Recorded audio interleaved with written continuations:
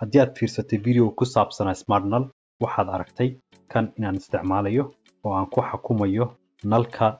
ilmaha qolkooda sampleka kii hore waxaan isticmaalayay Arduino Nano kaasoo waxa weeye kan PCB-gaan u sameeyay PCB-gaan oo leh solid state relay iyo meelaha waxyaalo looga xirayo Bluetooth module kan inta aan ku dhigsanayay oo sidaas darteed telefoonka ka xukumayay marka kan wuxuu ahaa version-kii koowaad waxaan sameeyay marka version-kii koowaad waxaan ku bedelay version kaleeto oo hadda aan soo sameeyo la dhahayo smart null version 2 kaasoo waxa waaye ka kooban PCB-gaan kana waxa waaye waan isticmaalayno ESP32 midkaana waxa waaye control board-kan bixiyay oo kan cagaarka ah iyo midkan oo waxa waaye power board-ka marka power board-kan waxa waaye waxa AC-ga soo galaya iyo waxa ka baxaya kulli dhan halkan PCB baan ku sameeyay marka waxaan sameynaa waxa waaye PCB-gani wuxuu ku xirmayaa midkan saas markuu ugu xirmo kan dhalana waa sameeyay PCB-gan kaleeto kana waxaa ku dhagan in loo jeedi karin kale ma ogsooni laakiin se temperature sensor iyo humidity sensor ku dhagan sidii wax way kii hore taba uu noogu lahaa meeshan mid noogu dhaganaa marka asaga kana isticmaalayna kana waxaan sameeyay fiilan saas ugu soo dhajinaynaa asagana marka wixii dhanba wuxuu ka kooban yahay 3 PCB marka saddexdan PCB waxa waaye kan waxa waaye dhankii oo AC-ga ahaa dhanka AC-ga dhanba waxa marka waa ka sikisanaynaa qaybtan kaleeto sensorkiina waxa waaye fiilan dheerkan ku dhigsaday sababta aan u dhajiyay fiilan dheerkana waxa waaye markii aan rabno temperature-ka inaan cabirno waxaan u baahannahay inaan wax yar ka sikino qalabyada dhan oo kulul maadaama aan rabno qolka temperature-kiisa inaan cabirno marka waxa weeye kan ayaan ku bedelay kii horeeto sambaweegiin marka aan fiirino waxay ku kala gedisan yihiin iyo sababta aan u sameeyay marka haddaan u gudubno meeshan waxa waaye san hore idin tusiyay wuxuu ka kooban yahay saddexdan PCB midkan madowga kan cagaarka iyo kan gaduudka waxyaalaha oo aan marka video aan uga hadli doono waxa kamid ah kow maxaa keenay inaan sameeyo version 2-gan schematic sidoo uu yahay version 2-ga iyo PCB-gana waan arkaynaa saddex PCB baan arkaynaa saddex schematic insha Allah waxaan kale oo arkaynaa firmware-ka mise software-ka oo aan ku shubayno ESP32 waxaan kale oo fiirinaynaa maxaan ku soo kordhin karnaa future-ka version 2-gan oo aan isleeyahay wuu ka sii fiicnaan karaa ugu dambeysna waxa idin tusinayaa kulli markii oo waxa la isku dhajiyo sida u shaqeynayaan insha Allah demonstration yiriisa idin tusinaya marka haddii aan fiirino horta qaybtii koowaad waxa way saa hore u aragteen PCB oo hal PCB buu ka koobnaa PCB-gaas waxa waaye ku dhagan yihiin qaybta power-ka xukumaysa AC-ga hadduu raba ahaado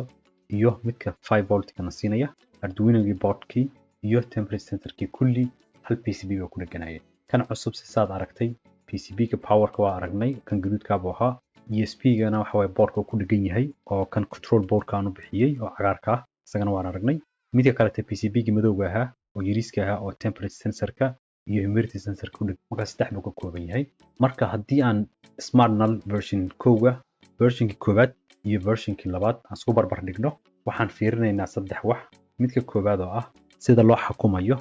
nalka mise nalalka sida loo programinayo iyo dhanka safety-ga mise dhanka oo waxawaaye halista mise dhanka sida la isaga ilaalinayo korontada haddaan fiirino asagana qaybtii koowaad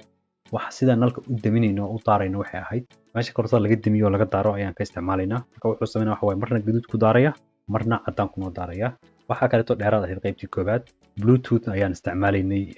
marka Bluetooth-kaas waxa weeye Android app ayaan ku sii isticmaalayay haddaad video-ga hore fiirsatid waa ka arki kartaa marka waxa weeye kan app-kana waa ka xukumi karnaa oo waxaan dhigi karnaa temperature-kana tusi waxaan kala sameynaa waxa waaye nalkana waa ka damin karnaa waana ka daari karnaa markii la programinayo waxaan u baahannahay intaan computer-ka qaadano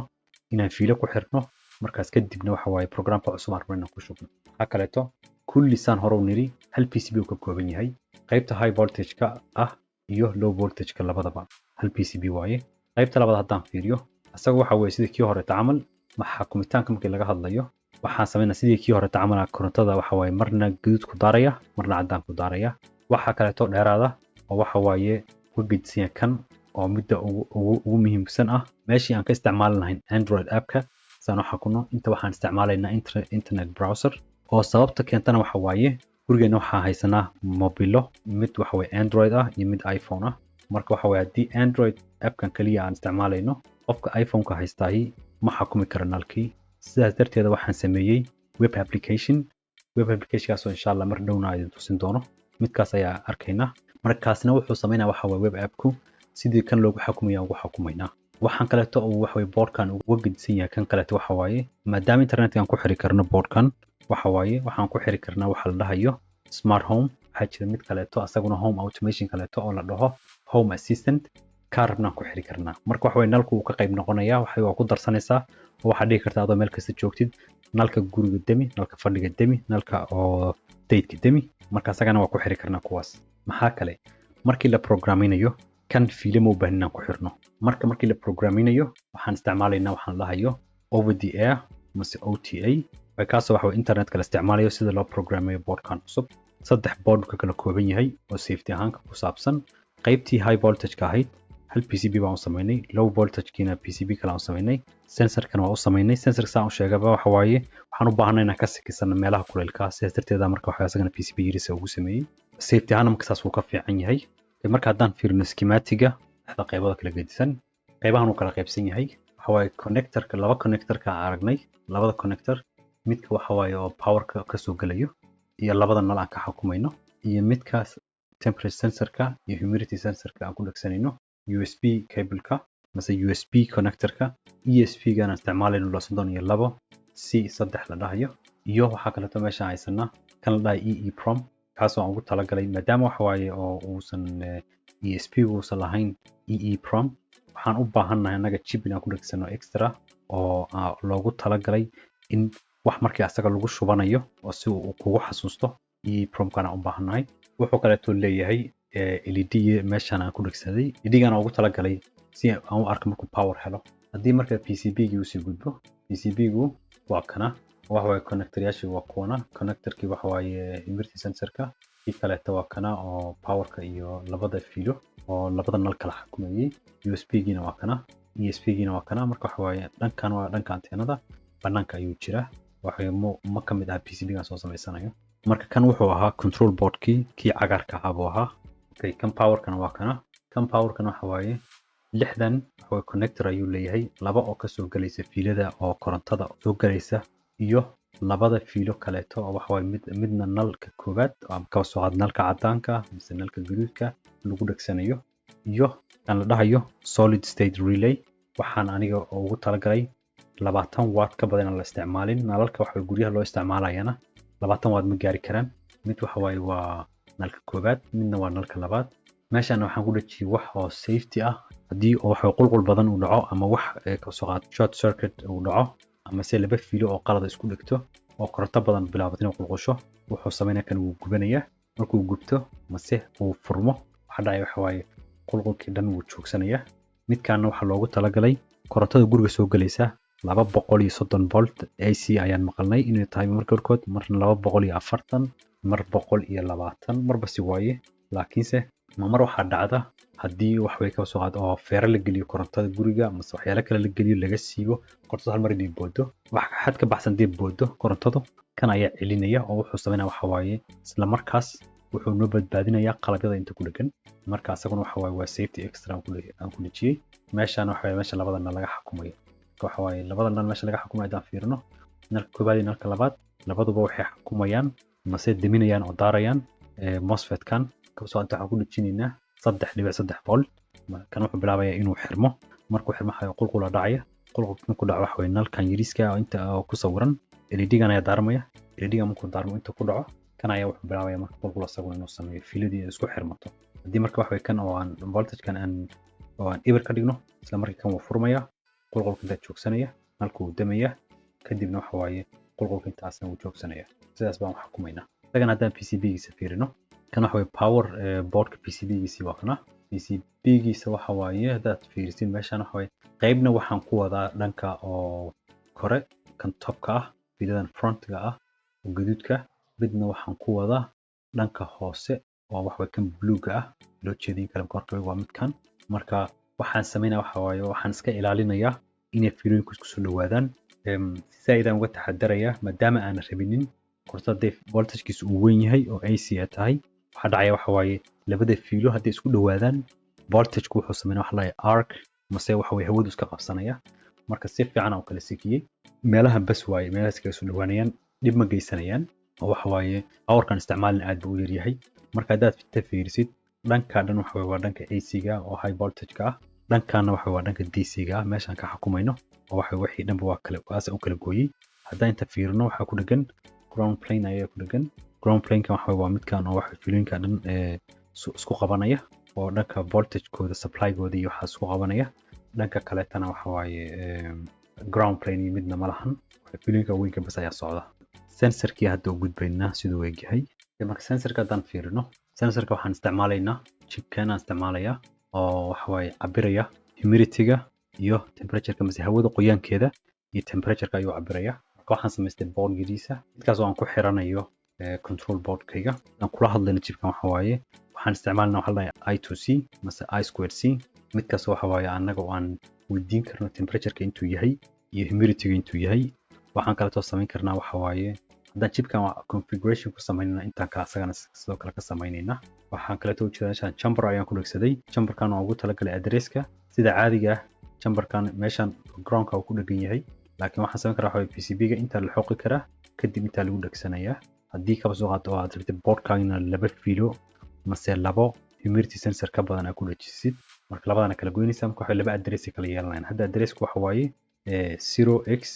44 madada ku dhajisid waxa laga yaabaa inuu noqdo 45 marka saas laba address ku yeelanaya waxa slave addresskiisa waxa la hayo waaye PCB-ga marka daan u gudubno PCB-gu waa yar yahay saas ma weyna waxa meesha connector-yaasha uga soo dhajinayo kaliya waaye iyo chipkii yariiska ahaa kan waxa waaye saas ma weyna 12 millimeter dhankan ku dhawaad yahay intana waxa waaye 14 ku dhawaad waaye intaas isaga dhaleeyahay haddii aad marka firmware-ka wax yariisa fiirino firmware-ka waa kana waxaan ku qoray Arduino waxa la hayo ama Arduino environment aan ku qoray waxa waaye runtii waxaan jeclaan lahaa inaan ku sameeyo kala dhahayo platform IO mise ESP ayaga IDE-gooda inaan ku sameeyo laakiin waxa waqti iima masaabixin marka sidaan baan ku samaystay waqti badan markuu isticmaalayay haddii aad u baahan tahay inaan si fiican u sharaxo sida uu kan u shaqeynayo ii soo qor insha Allah meeshaan san waxa way definition badan samaysanaya si waxyaalaha iigu fududaadaan si aan u isticmaalo humidity sensor-ka waxaan isticmaalayaa library-gan intana waxaan sameynaa waxa waaye internet ayaan ku xirayaa oo waxaan siinayaa address-kan baan siinayaa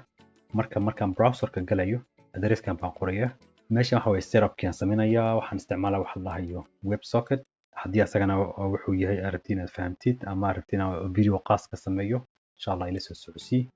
qaybtan wuxuu noo sheegay waxa sidaan u isticmaalayno sidaan wax ugu xarinayno memory-ga meesha waxa labada nal midka waxa way cadaanka iyo midka gaduudka saan u kala xukumayno waxaan sheegaynaa lugaha kuwa input-ka iyo kuwa output-ka halkan waxaan sameynaa waxa waaye humidity sensor-ka ayaan bilaabayaa mise wifi-gi ayaan setup ku sameynayaa ama configuration ku sameynayaa WebSocket-ki ayaan bilaabayaa haddana loop-ki ayaan imaanayaa loop-ka waxaan sameynaa waxa waaye WebSocket-ka waxaan isticmaalaa waxa la hayo JSON stringas waxa waaye information-ka internet-ka aad u diraysid ma u diraysid hal number kasta ma u diraysid waxaad sameynaysaa information-ka oo dhan oo tiro badan ayaa JSON string ku sameynaysaa kadib ayaa u diraysaa internet-ka browser-ka u diraysaa object-yaashan u dirayo waa kuwana waxaan u dirayaa control-ka type-ka uu yahay wuxuu noqon karaa auto mise manual ka dhahayo light macnaheedu waxa waaye kaasoo ah color-ka nalka wuxuu noqon karaa eber mise hal eber hadduu yahay wuxuu u taagan yahay waxa waaye nalku wuu dansan yahay hadduu hal yahayna wuu daaran yahay waa laga wadaa maxaa kale temperature-kan u diraya waxaan kaloo u dirayaa humidity-ga waxaan kale u dirayaa connection-kaasoo aan ka wado hadda browser-kii iyo ESP-gii ma isku xirmeen oo wuxuu masla hadlayaan iyagu marka asagana waa kana sida kan loo isticmaalo waxa waqti badan asaga uga video qaas loo sameeyo waaye sida loo isticmaalo laakiin waxa waaye waa kuwan wixii dhawaa qoray labadii function aan arkaynay midka nalka cadka daaraya iyo midka nalka oo gaduudka daarayay midkan hadduu cadaan ku daaran yahay gaduudka uu dansanaanaya haddii gaduudku daaran yahay cadaanku uu dansanaanaya markaas maanta la isku dhaafayaan marka web browser-kii haddaa idin tusiyo oo aan dhahayo waan sameeyey ESP-ga ma iigu dhigana laakiin sida asaga loo xukumo waa kana waxaa sameynaysaa waxa waaye tan ayaa kala bedelaysaa waxaad leedahay gaduudka daar mise cadaanka daar intan wuxuu ku sheegaa temperature-ka intan wuxuu ku sheegaa humidity-ga halkana waxa connection-ka inuu ku dhagan yahay inuu isku xirman yahay kaleeto haddii auto uu joogo gaduud uga tagtid oo next time haddana nalka demisid daartid cadaan buu isku bedelayaa haddana soo kadaad demisid oo daartid gaduud buu noqonayaa laakiin haddaan inta bedelno oo dhahna manual ka dhig cadaankan buu joogayaa cadaankan markuu joogo waxa dhacaysa waxa waaye nalku maanta dhan cadaan ayuu ahaanayaa demi daar inta jeer rabtid oo wax way functionality-ga dhan baad ka xiraysaa haddaan demonstration sameeyo sida uu ugu xirmayo kulli waa isku xirtay hadda ma rabi inaan ku xiro meeshaan nalal maadaama waxa waaye kan uu halis u yahay waxyaalahan waan rabin korontada guriga inaan hadda anigoo rabo inaan wax sharaxo inaan ku dhegsado meesha marka sida darteed waxa waaye kan waa iska daynina waxaan sameynaa kaliya leen waxa waaye kan ayaan ku xiranayaa saa inuu tusiyo web app kan inuu shaqeynayay kaleeto kan waxa marka powerkii inta uu ka heli lahaa ma ka helayo hadda inta power ka siisanayna marka waa kana kaleeto waa iraada refresh wuxuu leeyahay connecting aan bar markuu dhaho kadib wuxuu leeyahay connected wuxuu leeyahay gurigu hadda waa 30 degree hawada qoyaankeedana waa ku dhawaad 30% si ku ogaanina sax inay tahay midda koowaad waxa waaye haddii aan hadda taabto aniga waxa temperature-ku kor u kaco waaye okay kor buu kacay neefta bini'aadamka qoyaan badan leedahay markaan afuufo inuu kor u kaco waaye humidity-ga kor u kaco waaye way soo jeedin marka isaguna humidity kor u kacay waxa hawada qoyaan badan u sameeyay heerka baad dib u soo noqonaya laakiin kala taayid waxay ahayd kan gaduudka ayaan daaraynaa waxa nal gaduudka daarmaya inta tagayna kan cadaanka daarmaya waxaan ka dhigayaa auto macnaheedu waxa waaye meesha laga daaro laga damiyo aan ka damino waxa waaye gaduudka iyo cadaanka ayuu isku bedelayaa inta daan geeyna laakiin cadaanka bas joogaya saas aan wax xukumi karnaa markiidan marka hadii conclusion sameeyo maxaa ka bedeli lahayd meeshan hadii la yidhaho xasuus weyn aan isticmaalay waa ka yarayn lahaa USB cable kan hal mar bas ayaa la isticmaalayaa si loo programmeeyo chipka si kala aan programmeyn lahaa oo waxaan ka bedeli lahaa connector kan waxa way meesha waa kuma dhigsan lahayn waxaan kala sameyn lahaa waxa waaye power kan waa weyn yahay waa ka yarayn lahaa meesha asaga wax mid yariisan ka dhigi lahaa laakiin si hadii loo barbar dhigo kan aad ayuu uga duwan yahay oo waxa waaye sidoo uga duwan yahay waxa waaye kaleeto marka inta ku dhajinayna camal wuu fudud yahay fiilada banaanka soo baxaysa gelinaysa nalkaaga waxa waaye hal dhinac inta fiilisa gashanaysa dhan kale inta gashanaysa sidoo kale marka labaad sidoo kale asagana kan oo solid state-ka kan ayaan ka soo tagnay kan ayaan u bedeshay kani waxa waaye wuu yar yahay oo wuxuu uga yar yahay waxa waaye maadaama qulqul badan uusan qaadi karin mase nalka lagu dhajinayo 20 watt uusan ka badnaan karin kan laakiin waxa waaye wax u dhajin karnaa mid weyn sida inta uga jeeda wuxuu kan loo isticmaali karaa 2 ampere ba loo isticmaali karaa kanna waxa waaye 120 milli ampere waaye marka aad iyo aad uu kan waxa waaye wax miloo yahay laakiin kan wuu ka qaalisan yahay haddana waa weyn badan yahay oo waxa waaye hadii kaba soo qaado aad xiiseynaysid sida loo sameeyo web application kan waxa waaye asaguna video qaas ayuu u baahan yahay runtii in laga sameeyo haddaan idin tusiyo inta kan camal markii development lagu sameynayo waxaan isticmaala kan intaada waxa ka sameysanaysid ayaa waxa ka arkaysaa homepage sidoo uu ekaanayo marka inta ayaa wixii dhan ku baraweeyay kadib ayaan soo qaaday waxaan ku shubtay header file kan aan geliyay waxa waaye string dheer ah marka halkaas waxa weeye aan kabacdi uga shubay microcontroller marka microcontroller sidoo noqon soo sameynaa waxa waaye isagu waxa waaye web server waaye macnaheedu waxa waaye sida homepage yaasha loo soo booqanayo oo loo galayo ee asagana inta uga galayna oo waxaan qoraynaa ka soo sidaan in tusi IP address kana qoraysa marka sida homepage camal ayaad isaga u galaysaa homepage marka tagtida waxa arkaysaa homepage ku sidoo u egyahay marka homepage ka oo waxa waaye nalkaani san buu egyahay subscribe samee si aad mar walba wax cusub soo geliya oo la socotid waxyaalahan oo kala gedisan oo ka soo hadlana haddii wax qaas aad rabtid inaan video ka sameeyo oo aan si guda galo oo aan si fiican u sharaxo sidoo kale wax way hoos iigu soo qor comment insha Allah markaas aan video asagana ka sameyn doona assalamu alaykum